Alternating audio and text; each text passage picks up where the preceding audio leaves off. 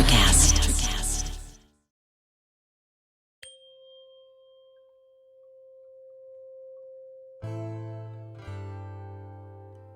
Welcome to Tuning In to Sound Wellbeing, the podcast where Amanda, our sound therapy expert, unlocks the healing potential of sound therapy and tuning forks in wellness.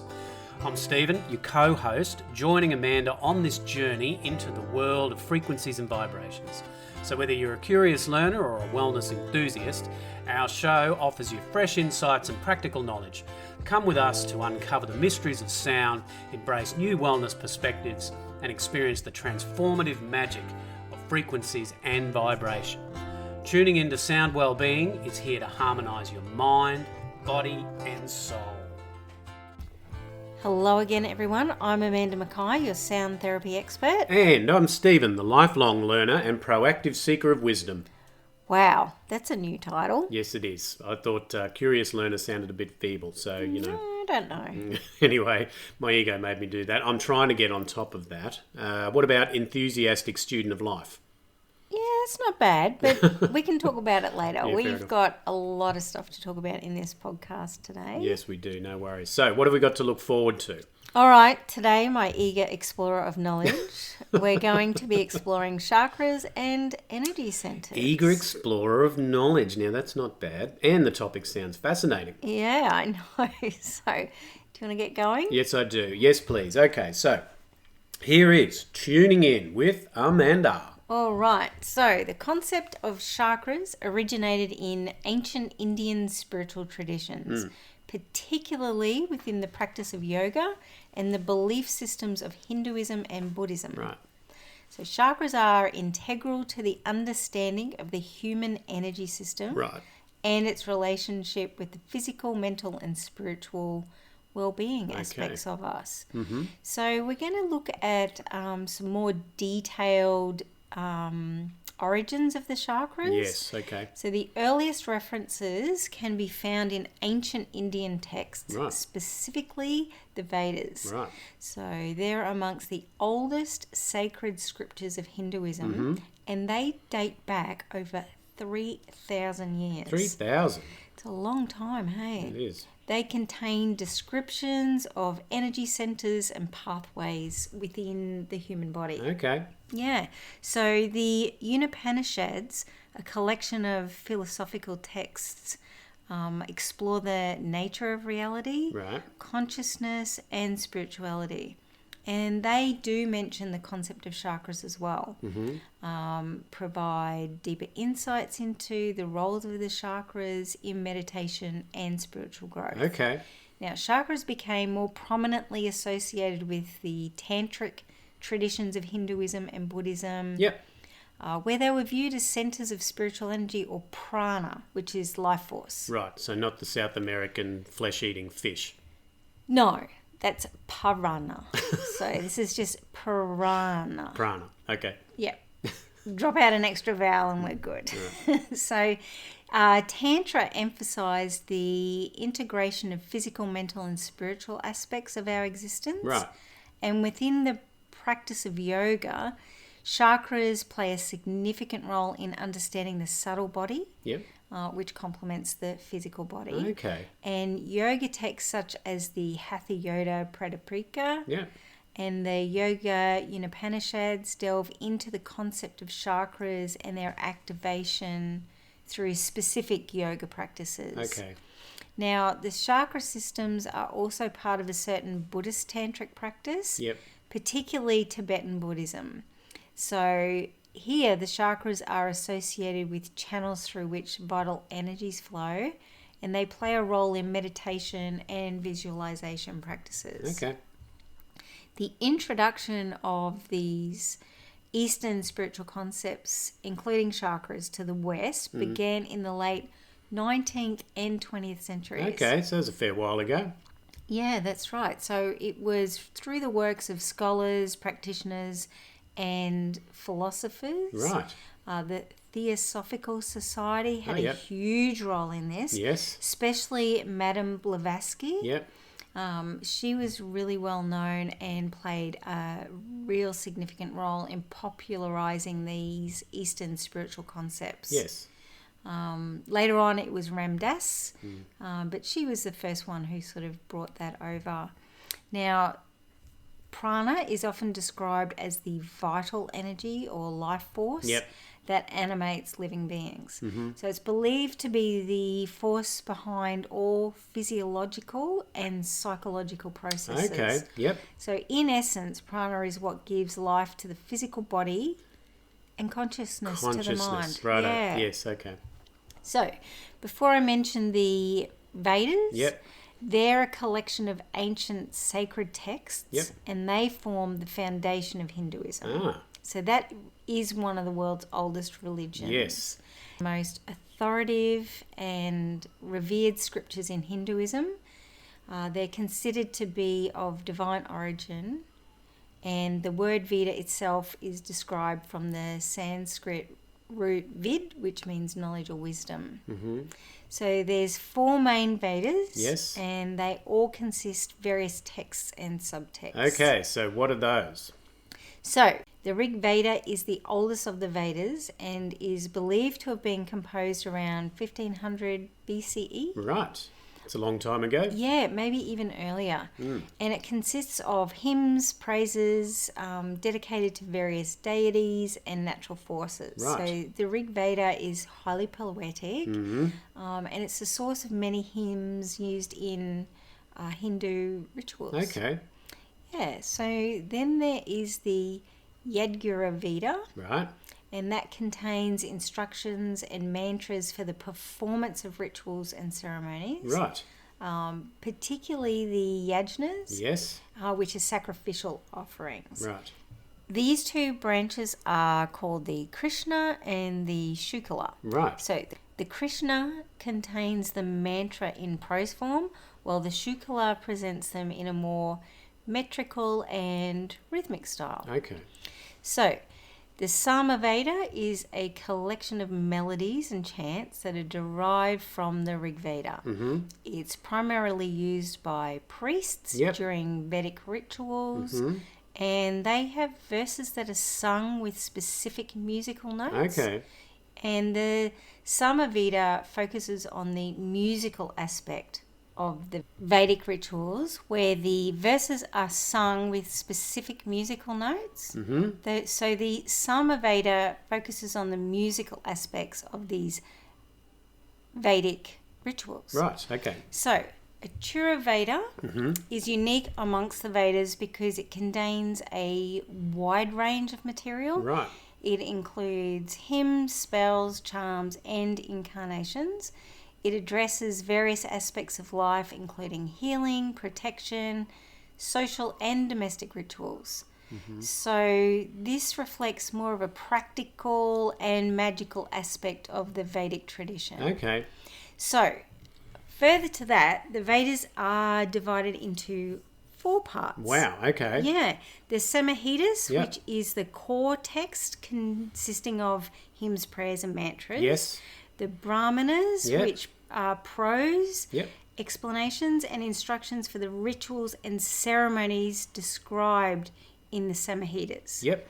Now, the Aranakas, which are texts that are considered forest treatises. Yeah. Okay. Yeah, they provide the bridge between the ritualistic aspects of the Brahmanas Yeah. and the philosophical and spiritual teachings of the Upanishads. Okay. I see. Yeah, so the Upanishads are the philosophical and metaphysical texts that Yes. explore the nature of reality, consciousness, and the self. I see. So they are sometimes referred to as Venanata, Yep. which means the end of the Vedas. Ah. Right. Okay. Now, in addition to these 4 Vedas, there is also a category of texts known as the Vedangas. Right. All right, so this means limbs of the Vedas. Right. And these include subjects like phonetics, grammar, ritual, astronomy, Yep. and prosody. Prosody. Right. So that is all considered essential for the proper understanding and performance of these Vedic rituals. Okay. And the Vedas have played a central role in the development of Hinduism, serving as the primary source of religious knowledge, rituals and philosophies. Right, okay. So they continue to be studied and recited and revered by scholars and practitioners of Hinduism to this day. Wow, okay. It's a long time. It really is, yeah. So while the Vedas do not explicitly mention chakras, they do discuss the idea of subtle energy centres within the body. Okay. And they're often referred to as nadis. Right, okay. Nadis are believed to be energy channels Yep. through which prana flows. Yep. And there are said to be thousands of them. Right. But the most three important are the Yep. Ida, the Pingala, Yep. and the Sushumna. Right, okay. Takes a bit to get around that word It sometimes. does. Okay, so the Ida is associated with the lunar, feminine, and calming energy. Right. Often linked to the left side of the body and the parasympathetic nervous system. Yes. The Pingala is associated with the solar, the masculine, that stimulating outward energy. Yes. And linked to the right side of the body. Yes. And the sympathetic nervous system. Okay. Yep. Now, the Sushumna Yep. is the central channel through which the awakened Kundalini energy arises. Oh, right. So Kundalini is often described as a dormant coiled serpent energy located at the base of the spine. And through various practices, including meditation, yoga, Kundalini can be awakened and guided up the Sushumna Nadi, Right. leading to spiritual awakening and transformation. Yep. So this is considered the most important Nadi Right. and is associated with spiritual awakening. Wow. Okay. So the interpretation is that the chakras work along this central channel, Oh, yes. Okay. Yep. and the balance and free flow of prana through the nadis are considered essential for health and well-being. So when prana is obstructed or imbalanced, it can lead to physical and mental health issues. Yes. And practices like yoga, Yep. breath control, and meditation are designed to balance and purify the prana. Yep. And that's helping to ensure optimal functioning of the physical and subtle bodies Yes. around the Okay. body. Yeah. So today the concept of chakras has been integrated into various holistic and new age practices.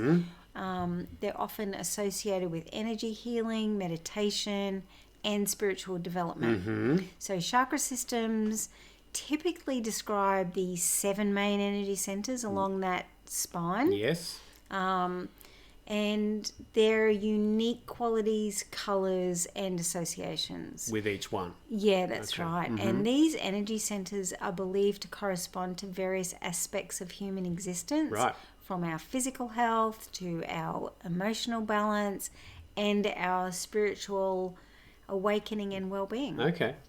And while chakras have evolved and diversified in their interpretation over time, they continue to be the fundamental aspect of many spiritual and holistic traditions, Okay. serving as a framework for understanding the connectedness of our mind, body and spirit. Oh, wow. So, there you are, my keen knowledge enthusiast.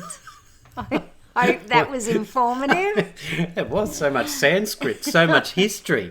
This stuff is amazing. It's so it's so detailed and complex. Yes, and it's trying to get your mouth around some of the words sometimes. Yeah, you know. look, I've got to say I'm very impressed with your Sanskrit pronunciation. It's very impressive. I've been working on it. You have. Okay, so we've really only scratched the surface. Yeah. But I'm sure you've got some questions now. Oh, so, look, yes, that segues you know. nicely into our Curious Conversations part of the show where I get to ask some questions about today's subject. So, let's start at the start then. Can you tell me how many chakras, I know you'll be able to do that, and what each one represents? Sure. Okay, so just as I mentioned before, there are actually thousands of nadis through which the prana flows. And while the nadis represent the energy pathways, chakras are like energy hubs or centers Yes. that interact with and influence the flow of the prana through these pathways. Right, I see.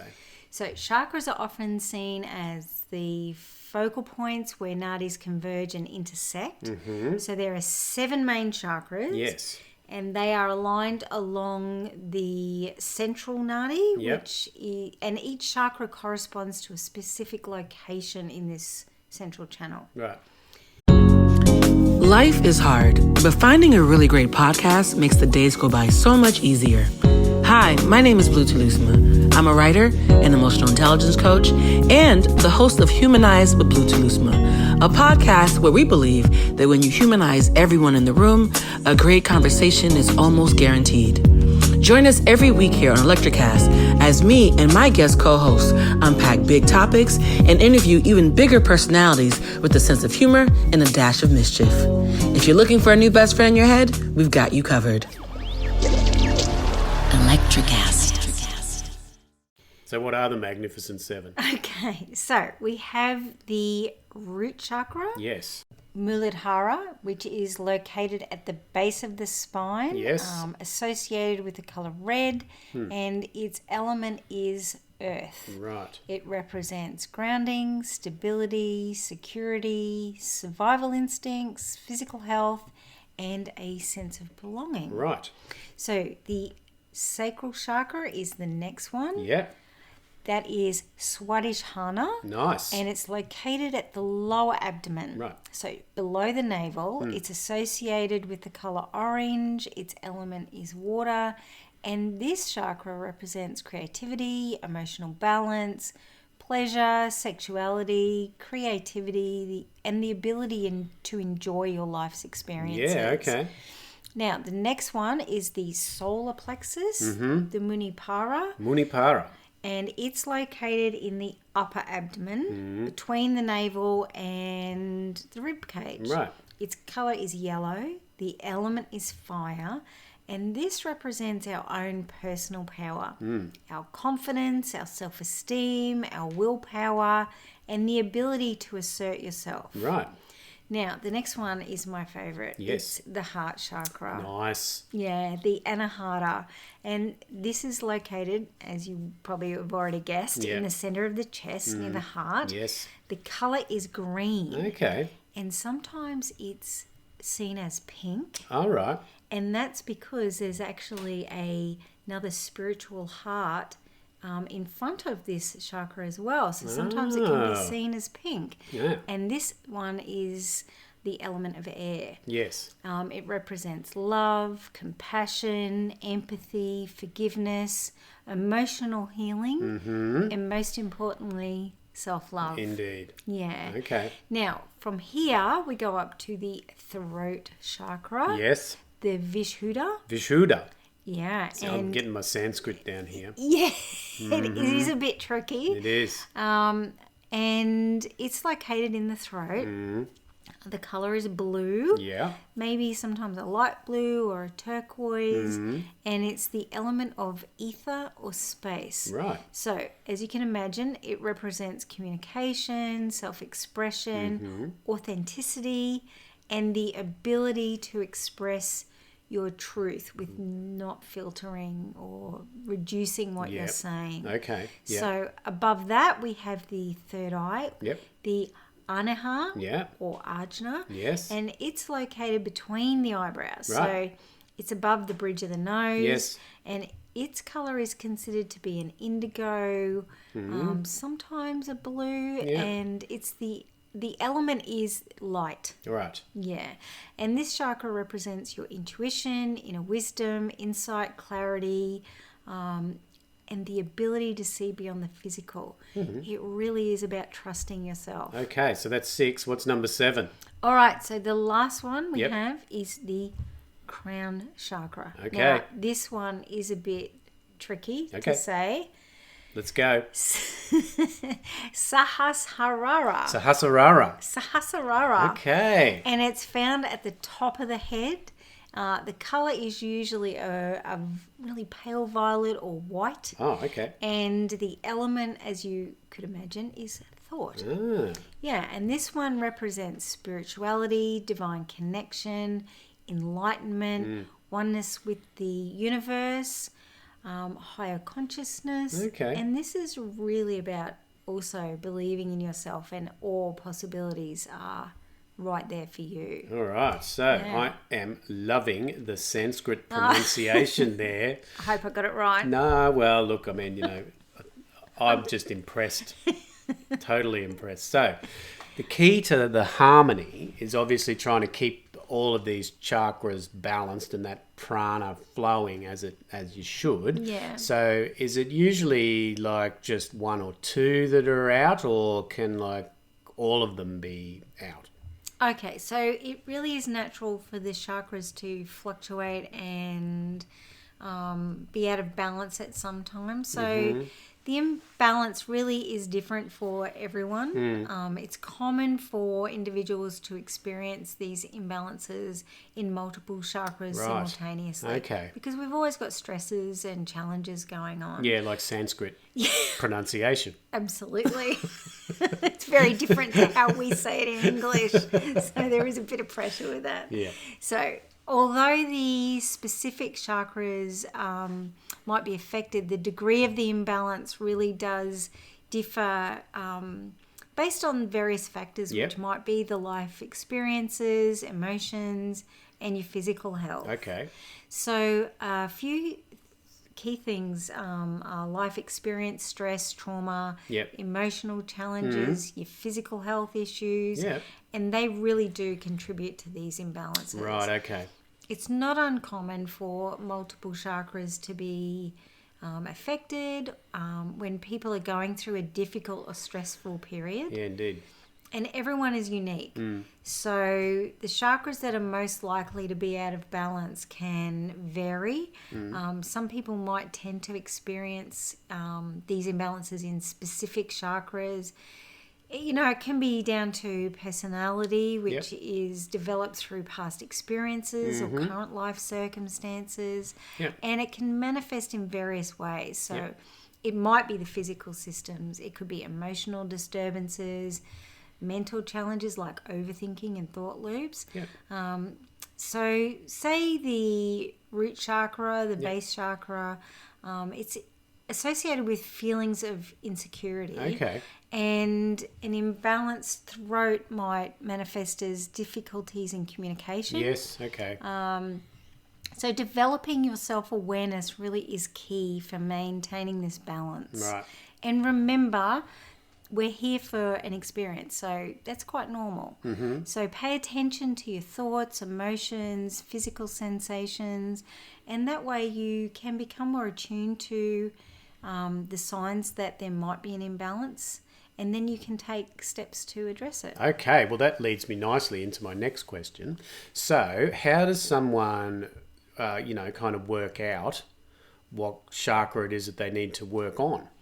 Okay, so probably the key thing is self-reflection. So introspection and an awareness of your thoughts, really taking notice of the emotions and physical sensations. So, there are some ways easily that you can identify these. So you got some steps for us? We'll go through these together. Right. So, taking that time for self-reflection and introspection, consider your current emotional state, your physical health, what's going on in your life. Are there specific areas where you're experiencing challenges or discomfort? And that helps you to understand if there's recurring emotional patterns or physical symptoms as well. Sure. So paying attention to your emotions can provide these valuable clues about the chakra imbalance. Right. So say there's feelings of fear, insecurity, a lack of confidence. You might be looking at issues associated with the root chakra. Okay. You might be experiencing some hip or lower back pain with that. Yes. So while difficulty expressing yourself is linked with throat chakra. Okay. So, when people are constantly clearing their throat or they're getting, a cold with a really sore throat, that sort of thing. Yep. That can be... They're feeling a bit unheard. Yeah, absolutely. So shoulder pain comes in there as well. Now, physical sensations and symptoms really do offer insights into these imbalances. Right. So, your digestive issues might point to imbalance in the solar plexus. Okay. As I said before, the shoulders and neck could be related to the throat and even the heart. Oh, okay. Because they're kind of in the middle of the throat and the heart. Right. So, usually there's a couple of chakras that might need to be worked on. Right. So, you might have a gut feeling or a sense of which chakra needs attention. Yep. And your intuition really is a valuable guide in this process. Right, I see. So, there's so many things online now that you can go to and get assessments done, do some questionnaires, and that might guide you in your direction of what you want to work on. Right, okay. And, if you're uncertain or you feel overwhelmed, you could go and see a holistic practitioner, energy healer, even an experienced yoga instructor who specializes in chakras. Not all of them do, but there are some that are really fantastic in this understanding. Yep. And they can give you some guidance, some personalized practices that you can really specifically address these imbalances with. Okay. Yeah. So you could practice chakra meditation and visualization. So focusing on each chakra individually during this meditation. You're right. Use the guided visualizations and explore them. Yeah. And this can help to balance them. Right. You still might need to go and see someone, but on a daily basis, this is really good. So pay attention to any sensations, images, or emotions that arise while you're doing this visualization. Okay, yep. Yeah. So keeping a journal is really good to record these thoughts, the feelings, the experience you've had through this meditation. And again, it will help you identify these recurring patterns and themes that are going to be related to these specific chakras. Sure. So engaging in chakra balancing practices associated with a particular chakra. So say you think your heart chakra is out of balance, you might want to practice heart opening yoga poses, and that's going to help you open up to feelings of love and compassion. Nice. Especially for yourself, remember that first. The other one is friends, family members, or some trusted individuals in your life can provide valuable feedback about, how they see you at the moment, what they're noticing about your emotions or your energy levels. They might be noticing patterns that you haven't yet. I find in my family that's really good. If I talk to them, they often go, oh yeah, I've been noticing this, and it's really valuable when you know their heart's in the right place. Yeah, that's true. And they're not just taking it as an opportunity to have a shot at you. Like, it really has to be someone you trust. You think you're so perfect, do you? Well, let me tell you something. Yeah, look, I do get it. It is difficult to see ourselves as other people see us. Yeah. So what about tuning forks? They must be able to help, assess what to work on. Oh, yeah. Okay, so tuning forks are really excellent for this. So how would you use them? All right, so a really simple way to use them is choose a tuning fork. It might be one that does correspond to that chakra. Yep. So you activate your fork and you start from the base chakra. Yep. And you just slowly move that activated fork up towards and through each chakra location. Yeah, through this central spine part. Yeah, one at a time. So just in front of your body, just really slowly pay attention to any changes in the sound or vibration of the fork as you approach each chakra, because that'll give you a guide of what you might need to work on. Notice any sensations, feelings, or changes in the vibration. Yep. And that tuning fork, as you hold it near each chakra, the imbalances that you might hear through the sound or the reduced vibrations. Yeah. Will give you that sense of whether there's a blockage there. Ah, I see. Yeah. Yep. Again, I'd be keeping a journal to just record your observations for each one. Notice if there's any area where you perceive the imbalance, the changes in sensations, any irregularities, and you can really track what's going on in your energy system. Okay, so over a period of time. Yeah. Just repeat it periodically and, See where take it's note. at. Yeah, absolutely. Okay, that does sound like quite a simple way of doing things. Now, Yeah. me personally, I can only work on one thing at a time. Apparently, that is just a man thing, but I don't think it's a bad thing, mind you. I think it's good to actually. be able to concentrate on one thing at a time. Yeah. But can you work on more than one chakra at a time? Yes, you can. Okay. Okay, so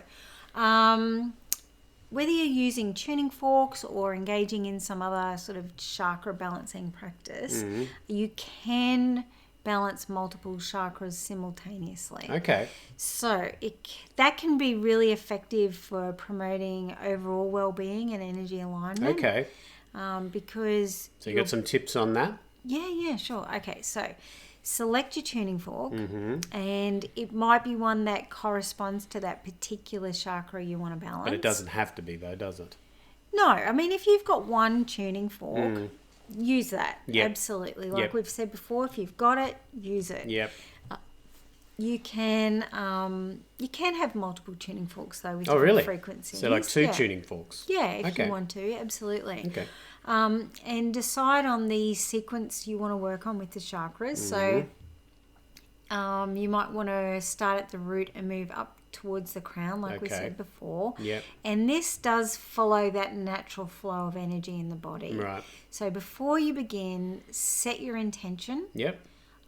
What do you want to achieve in your chakra balancing session? Focus on what that is Yep. and which chakra you want to balance. Yes. So one by one, you activate the fork. Yep. And if you're using multiple, the one that corresponds to that chakra. And ensure the tuning fork is vibrating, so you've activated it. Yep. Hold it near the energy center Yep. or just on the chakra. Right. And you do that in sequence, of course.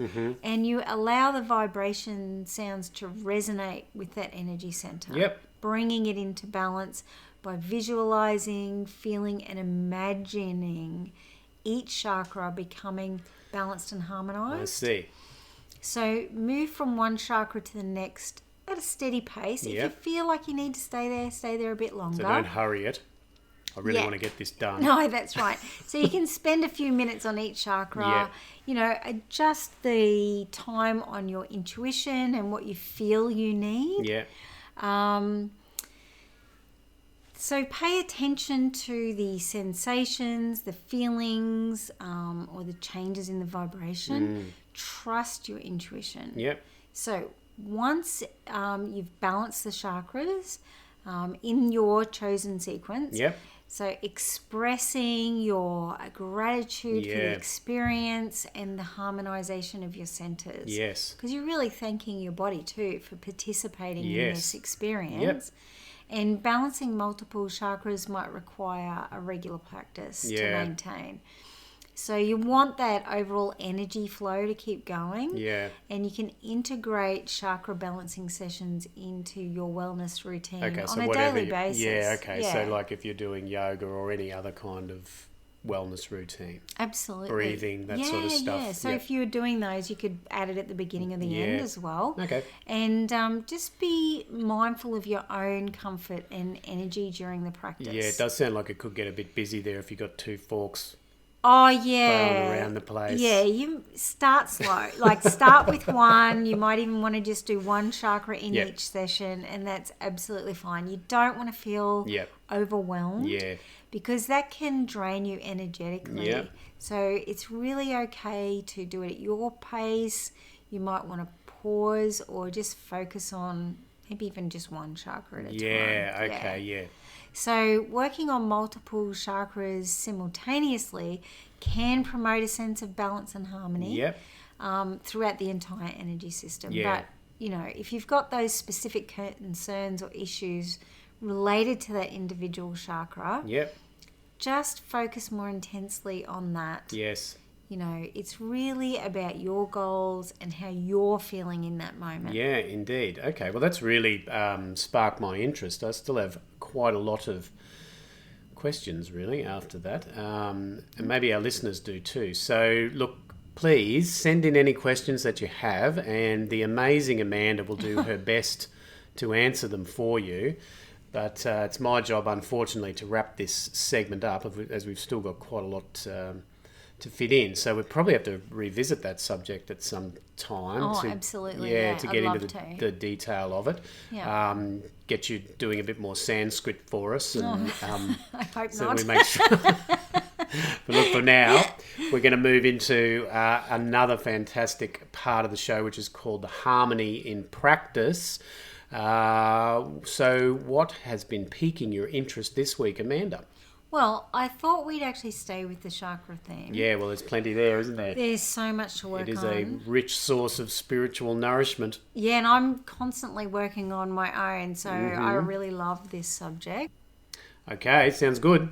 All right, so I want to have a talk about chakras and tuning forks, because I have seen some amazing results combining the two together. So these are some real life experiences that you've had. Yes, absolutely. So Okay. I have worked with chakras as a practitioner and with healing work and energy work Yes. and tuning forks. Yep. And I've guided others on their path as well. Yeah. And so many amazing instances where it's like the universe is teaching me Yep. through my clients. Yeah. Even lessons for myself as well. The universe is good like that. Yeah, it's fantastic. It's amazing, Yep. actually. Every day is just such a learning. It's a winding road.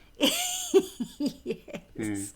All right. So I want to talk about a few experiences Yes. that I've had. So one client that I had, Yep. she came in with persistent anxiety, heightened sensitivity to other people's energy, digestive issues, and food sensitivities.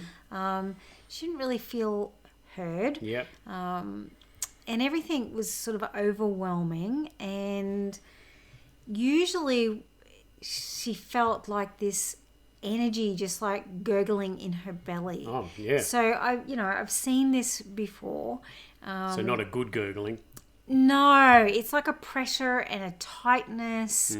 And that's usually when your anxiety has been pushed down Yep. into your belly. Okay. And when I was really young, like around 18, I actually had a kind of similar experience with that feeling in the stomach myself. So I Okay. sort of, understood it from a personal point So of view the as universe well. coming back to you a bit there. Yes. Yeah, again. You being able to draw on that experience. Yeah. So when I was working with her, I knew that we had to go to the solar plexus Right. chakra, because that's in that area. Yep. And this is linked to your personal power, your confidence, and those suppressed emotions. I see. And the big one that's usually suppressed is anger. Mm-hmm. So when I'm working with people, sometimes I'll give them a bit of my own experience, and how I worked through that in my own healing journey. Yes. And so as the sessions went on, we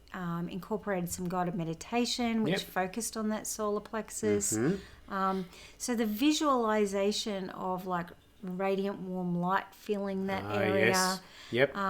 in that space, and that really allows that feeling and that emotion to dissipate. Okay. And as I'm working with someone, I can see how it might be good for me to be working on those things as well. Okay. Obviously not in the session, later on. Yeah, right. But a bit of a shared healing moment. Oh, yeah, it always is. When you're working with people, Yeah. it's actually really extraordinary Yeah. experience.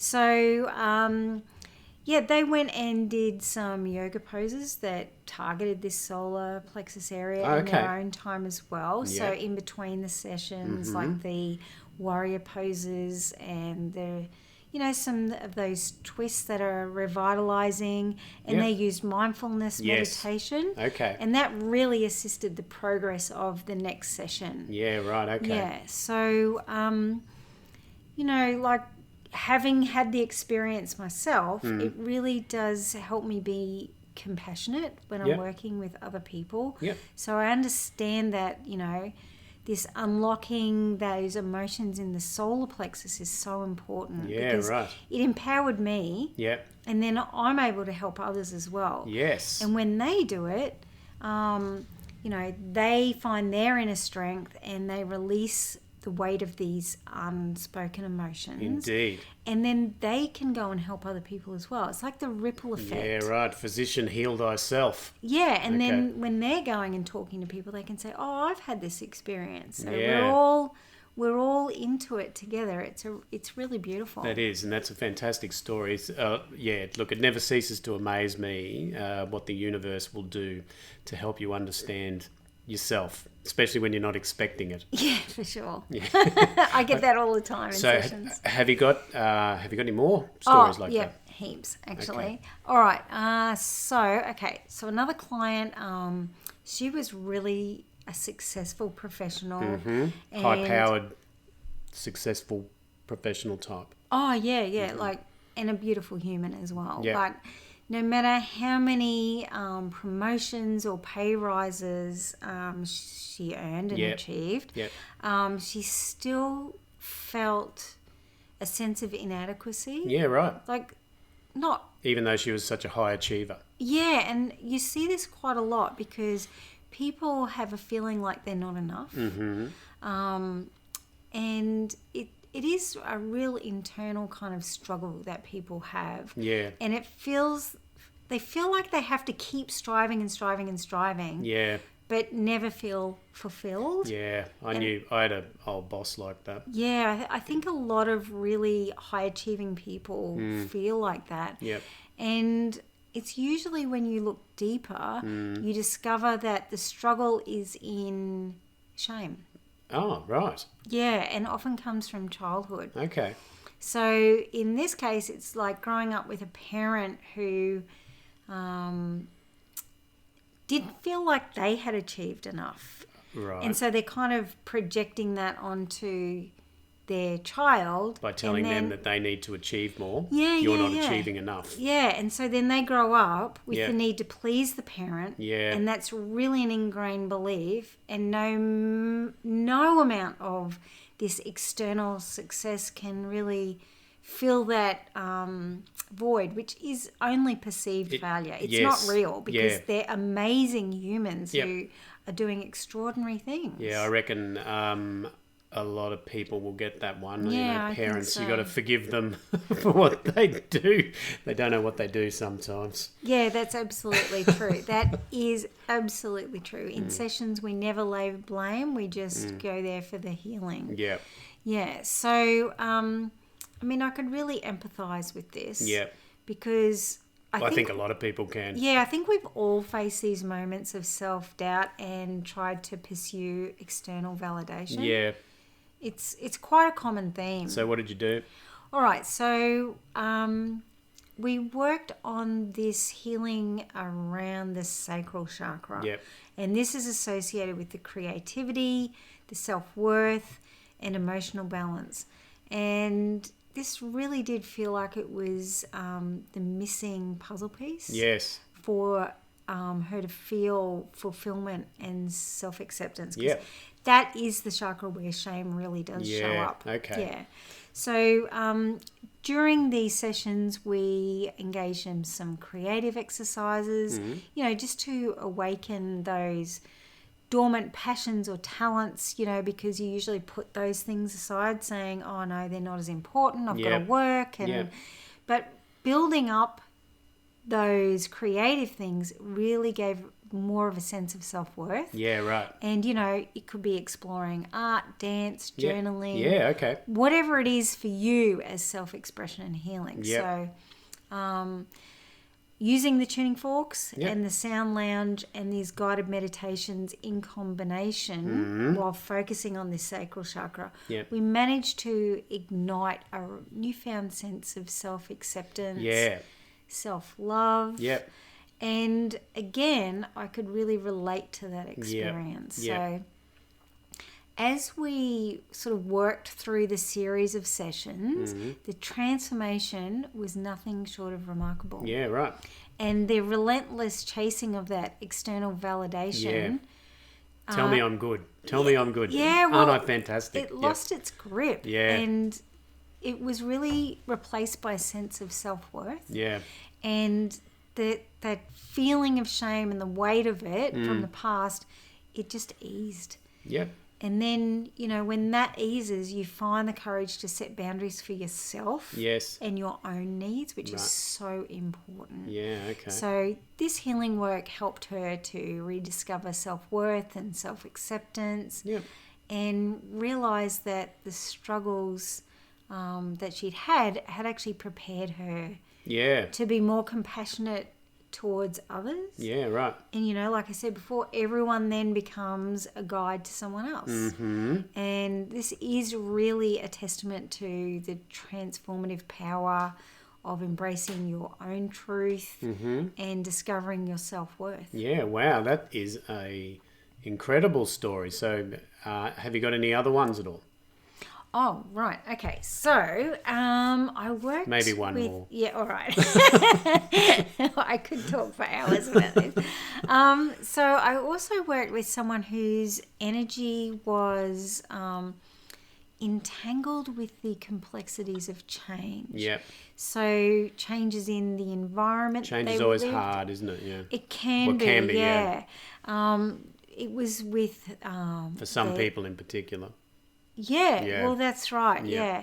So with their job and school and relationships, Yeah. which ultimately create your beliefs. Yeah. So, it was this constant ebb and flow through life that had them questioning their own self-perception. Yeah, because life changes all the time. So it is a sort of acceptance of that change, isn't it? Like if you're not accepting of it, then it's going to be a real struggle for you. Yeah, that's right. So this client had formed a self-perception based on, society's standards and judgments, Right. Yep. as, like, Yep. let's face it, most of us do. Yeah. And in her journey of self-definition, she'd internalized these external perceptions. Yes. And that really shaped her sense of self. Yeah, right. I totally get this one. Yeah, that's right. And, society's judgments infiltrate your perception, your self-perception. Yep. I think everyone has that. And her healing journey revolved around the Earth Star chakra. Right. Yeah, so this is one that's overlooked a lot. So the Earth Star. So we didn't talk about that in the Magnificent Seven. So where's that? It's below the feet. Okay. It's like an extension of the base chakra. Ah, right. Okay. So Yeah. it's like below the earth. Well, it's below our feet, connected into the earth. Okay. Yeah. So connecting into the core of the earth and the collective consciousness of humanity. Wow, man, that's deep. Quite literally. All right. So the beliefs around change and self-perception that we worked through, we really went into the fact that it doesn't define who you are. Yeah. It's really a moment of learning and growth. Yeah. And we use some practices designed to harmonise this Earth Star chakra. Right. Specifically the tuning fork. Right. Helping to engage in grounding exercises. So good for grounding that tuning fork. Yeah, it really is extraordinary. Yep. And, we connected in with stability and the wisdom of the earth and really connected in through your feet. So Yes. you feel stable and grounded in your own body and in your sense of self. And again, journaling helped with the process as well. Of course, journal. Everyone loves it. Well, I don't know if everyone loves it. I love it. Yeah, me too. So it helps you get that deeper understanding of beliefs and it helped her understand where her self-perceptions had come from. Okay. In the beginning. Yep. So we worked with a meditation that focused on the Earth Star chakra. Yep. And the tuning forks helped to uncover things. Mm-hmm. Now, the visualization we used was to imagine herself as a tree, firmly rooted into the earth, absorbing the energy of change and transformation. Nice. And it was this sacred practice that she began to see her life experiences not as definitions, but as moments of wisdom. Wow. So yeah, again, another remarkable transformation. And she no longer defined herself solely by her external circumstances or others' judgments. Yep. So instead, she embraced her experiences as opportunities for growth and self-discovery. Yes, like we all should do. That's sensational. So they are that has been some very relatable stories. So thank you very much, Amanda. Oh, you're welcome. Okay, so now we've got a little bit of listener feedback and question time here now. So we've got, hi Amanda, I am loving the podcast. Me too. And we're very excited. And I'm very excited about the upcoming courses that you have. Can you give me a bit of an overview of what I might expect if I enrolled? The Tuning Fork Practitioner Training is comprehensive. You learn a lot about the chakras, tuning forks, how to use them. We give you all the protocols that you'll need to start seeing clients as soon as possible. And we have had some amazing feedback from students about the training and how much they love it and how they can integrate it into their current practices, or some of them are just starting out new too. Yes, we have. They have been very popular, I must say. Yeah, that's right. Okay. That's a very good answer. Look, normally I'd try and throw one more in here, but I think we've really have sort of run the clock down today. So I guess we're just going to have to try and wrap things up, unfortunately. But like I say, I think we'll revisit this topic again at some other stage, because it's got a lot of information. Yeah, it's just very deep. So, okay, so maybe we'll just go through what do you got for us next week? Okay, so in the next episode, we're going to do an introduction to tuning fork techniques. Oh, yeah.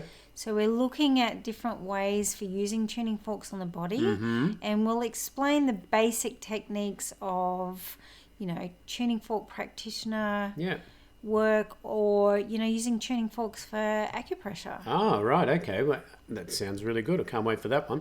And what about a final thought for us all? Okay, so as we wrap up today's exploration of chakras and their profound role in our energy, yes, I'm reminded of the words of the renowned Carl Jung. Oh, the philosopher. Yeah. So he said, "Who looks outside dreams, who looks inside awakes." Yeah. Isn't that amazing? It is. So, just like the incredible individuals we've discussed today, from clients to famous people, our journey to self-awareness and balance often begins within. And by tuning into the wisdom of our chakras and embracing the power of self-discovery, we can awaken to deeper understanding of ourselves and the world around us. Right. So remember, the pathway to harmony and fulfillment is one that leads inward, yes, guided by the radiant light of our own inner wisdom. Wow. Once again, another wow. So, indeed, that is so true. So once again, thank you, Amanda, for all your amazingness, and thank you to everybody for tuning in again. Yes. So please keep your feedback coming in, like and share on Facebook and Instagram. You can contact us directly via the website or by Facebook, or however you want to. And our website's at biofieldbeing.com.au. So until next week, keep your questions burning brightly, and let's venture into the uncharted territories of knowledge with open hearts and eager minds. This is Stephen, the Eternal Inquirer, signing off. Eternal Inquirer now. Yeah, fair enough. All right, I'll keep on trying. Thanks. See you later.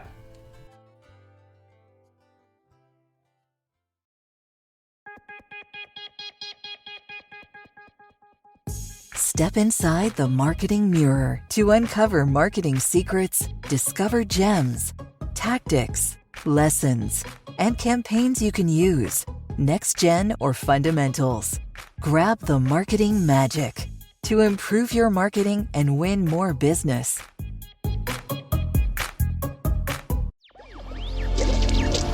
Electricast.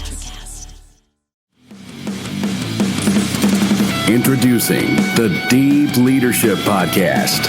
Leadership is a people business. That's the philosophy of your podcast host, John Rennie.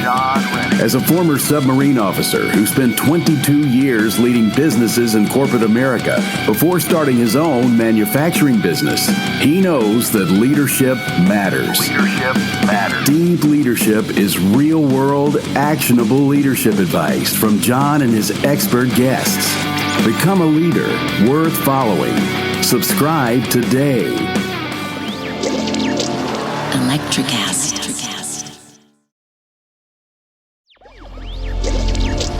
Electricast.